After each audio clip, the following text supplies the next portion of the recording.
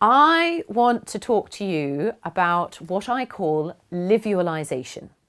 Now, visualization is the Miranda version of imagery, and some people will refer to visualization. And visualization, of course, is the ability to see something in your mind. However, the thing is, if you want to be really, really effective, it's not just a matter of seeing it in your mind, it's actually experiencing it, it's living it in your mind, hence visualization. Now, if you want to be as effective as possible with this tool, you need to do it properly. There are some amazing stories in sport in particular that have demonstrated that the brain's ability to visualize effectively increases performance quite significantly without the body actually having done anything. And you can fool your body into thinking it has done something.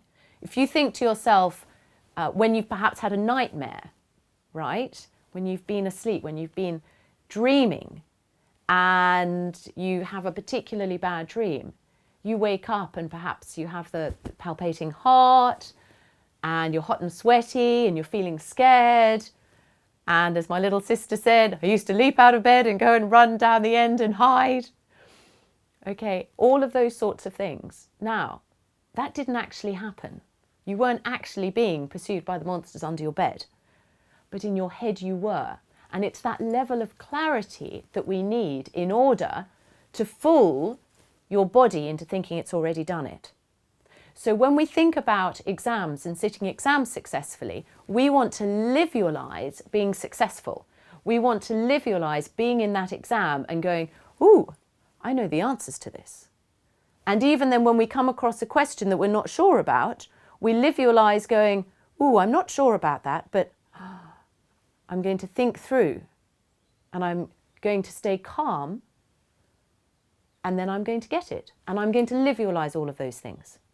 So how do we go about doing that? First of all, you need to take yourself to a place where you are not going to be interrupted. That's really important. Then what I usually suggest is for you to close your eyes, because too much visual stimulation otherwise can mean you get distracted from the task at hand. So very quiet, uninterrupted place, closed eyes. Then take yourself to the venue of where you want to be successful. So with sport, that's often on the place of competition, you know, on the football pitch, rugby, swimming, gymnastics, whatever. But it's a particular place. So for us, it's the exam room. And I want you to put yourself in the exam room.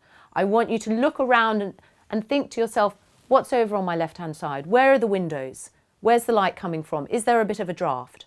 I want you to think to yourself, and what can you see around you? Then, what are you likely to be hearing when you're in there? You know, that little kind of rustle.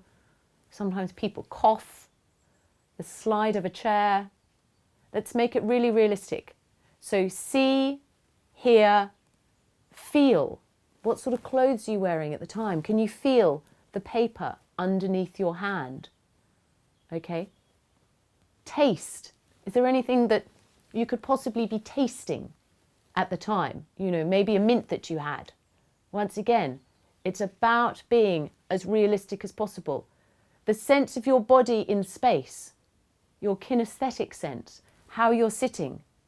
Are your legs crossed? Are your ankles crossed like mine at the moment?